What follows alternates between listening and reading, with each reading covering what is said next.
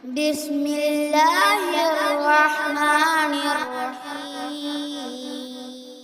அஸ்ஸலாமு அலைக்கும் வரஹ்மத்துல்லாஹி வபரகாத்துஹு. இன்னல் ஹம்தலில்லாஹ் வ நஹ்மதுஹு வ நுஸல்லி அலா ரசூலிஹில் கரீம். அம்மா பாத். அளவிலா கருணையும் நிகரிலா கிருபையும் உடைய அல்லாஹ்வின் திருப்பெயரால் எனதுரையை ஆரம்பம் செய்கின்றேன். நெஞ்சுக்கு நிம்மதி அப்படின்ற புத்தகத்திலிருந்து நாம் இன்னைக்கு பார்க்க இருக்கிற தலைப்பு கதவுகளை தட்டுங்கள். மனிதன் மகிழ்ச்சியாகவும் நிம்மதியாகவும் வாழ பிறந்தவன். விந்தை என்னவென்றால் அவன் மகிழ்ச்சியாக இல்லை என்பதுதான்.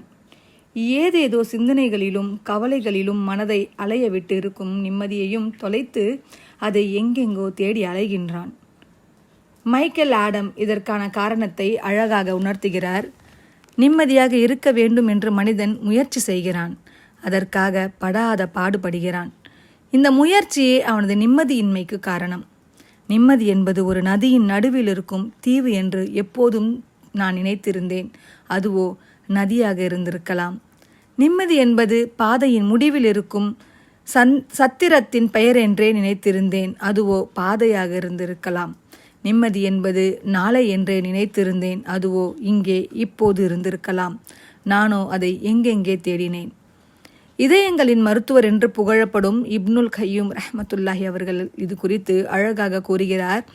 உனது விதி குறித்து கவலை கொள்ளாதே, உனக்கு இடப்பட்ட கட்டளைகளை நிறைவேற்றுவது குறித்து கவலை கொள். உனக்காக ரணமும் மரணமும் எப்போதும் ஒன்றாக இணைந்தே இருக்கும். அவை இரண்டும் நிச்சயமாக உன்னை அடைந்தே தீரும்.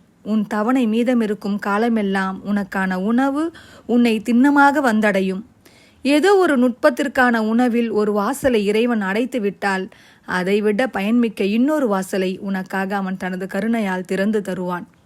கருவறையில் குழந்தைக்கு கிடைக்கும் உணவு எது? தொப்புள் கொடி மூலம் கிடைக்கும் இரத்தம் மட்டும்தானே, இல்லையா? தாயின் வயிற்றை விட்டு வெளியே வந்தவுடன் வழமையான உணவு தடைப்படுவதால் குழந்தை அழுகிறது. ஒரு வாசலை அடைத்த இறைவன் தனது கருணையினால் பால், தண்ணீர் என்ற உணவின் இரு வாசல்களை திறந்து கொடுக்கவில்லையா? பால்குடி பருவம் முடியும் போது குழந்தை அழுகிறது. 2 பாதைகள் தடைப்பட்டால் பகரமாக 4 பாதைகளை இறைவன் திறந்து கொடுக்கிறான். அதுதான் பால், தண்ணீர், சைவம், அசைவம்.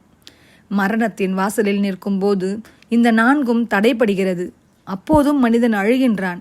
கருணை மிக்க இறைவனுக்கு கட்டுப்பட்டு நடந்திருந்தால் 4 பாதைகளுக்கு பகரமாக சுவனத்தின் 8 வாசல்களை திறந்து கொடுக்க மாட்டானா? நிச்சயம் கொடுப்பான். ஃபிரௌன் என்னும் கொடுங்கோலன் பனி இஸ்ரேல்களை அடிமைப்படுத்தி கொடுமைகள் பல புரிந்தான். அம்மக்களின் விடுதலைக்காக இறை தூதர் மூசா அலைஹிஸ்ஸலாம் அவர்களை இறைவன் அனுப்பி வைத்தான். பனி இஸ்ரேல்களை அழைத்து கொண்டு யாருக்கும் தெரியாமல் இரவோடு இரவாக மூசா அலைஹிஸ்ஸலாம் அவர்கள் ஊரை விட்டு புறப்பட்டார்கள். செல்லும் வழியில் கடல் குறுக்கிட்டது. முன்னேறி செல்ல முடியாமல் திகைத்து நின்றனர் மக்கள். பின்னால் திரும்பி பார்த்தால் ஃபிரௌனுடைய படையினர் மூர்க்கத்தனத்துடன் இவர்களை விரட்டி வருகின்றனர். என்ன செய்வது? அழைத்து வந்தது மூசா அலைஹிஸ்ஸலாம் அவர்கள் அல்லவா? மரணம் உறுதி, நாம் பிடிபட்டு விடுவோம். ஊருக்குள் அடிமைகளாக வாழ்ந்தாலாவது உயிருடன் இருந்திருப்போம். இப்போது கடல் ஒரு பக்கம், அரக்கன் மறுபக்கம். என்ன செய்வது? இதற்காகவா எங்களை அழைத்து வந்தீர் என்று மூசா அலைஹிஸ்ஸலாம் அவர்களை சூழ்ந்து கொண்டு பனி இஸ்ரேல்கள் கூக்குரலிட்ட போது எல்லளவும் கலக்கமோ அச்சமோ இன்றி மூசா அலைஹிஸ்ஸலாம் அவர்கள் கூறிய வார்த்தைகளை திருக்குரான் இப்படி கூறுகிறது. 26வது அத்தியாயம் 62வது வசனத்தில், ஒருபோதும் இல்லை, என்னோடு என் இறைவன் இருக்கின்றான், அவன் திண்ணமாக எனக்கு வழிகாட்டுவான். பின்னர் கடல் பிளந்தது. பனி இஸ்ரேல்கள் காப்பாற்றப்பட்டதும் ஃபிரௌன் அழிக்கப்பட்டதும் வரலாறு. அடுத்து என்ன நடக்கும் என்று எவ்வித முன்னறிவுக்கும் இல்லாத நிலையில் என் இறைவன் என்னை ஒருபோதும் கைவிட மாட்டான் என்ற நல்லெண்ணமே மூசா அலைஹிஸ்ஸலாம் அவர்களை காப்பாற்றியது. இறை தூதர் நபிகள் நாயகம் ஸல்லல்லாஹு அலைஹி வஸல்லம் அவர்களின் ஏகத்துவ பிரச்சாரத்தை மக்கத்து மக்கள் ஏற்றுக்கொள்ள மறுத்து ஏளனம் செய்தபோது பக்கத்து ஊரான தாயிஃபுக்கும் சென்று அங்குள்ள மக்களை அழைக்க நாடினார்கள். ஆனால் நடந்ததோ விபரீதம். அம்மக்கள் கருணை நபியை கல்லால் அடித்தார்கள். ஊரை விட்டே விரட்டி அடித்தார்கள். சோகத்துடன் ஊருக்கு திரும்பினார்கள் நபிகள் நாயகம் ஸல்லல்லாஹு அலைஹி வஸல்லம் அவர்கள். பின்னர் நடந்தவை அனைத்தும் ஆச்சரியங்களே.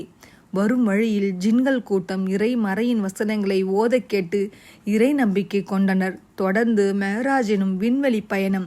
பின்னர் ஹிஜ்ரத் எனும் புலம்பெயர்ந்தலும் மதீனத்து மக்கள் இஸ்லாத்தை ஏற்பதும் அடுத்தடுத்தும் நடந்தேறின. சொல்ல இந்த விஷயம் என்ன? நபிகளார் ஒன்றை நாட இறைவனோ வேறொன்றை நாடுகிறான். நபிகளார் தாயிஃப் நகர மக்களை நாட இறைவனோ மதீனத்து மக்களை கொடுக்கின்றான். நபிகளார் மனிதர்களை நாட இறைவனோ ஜின்களை கொடுக்கின்றான்.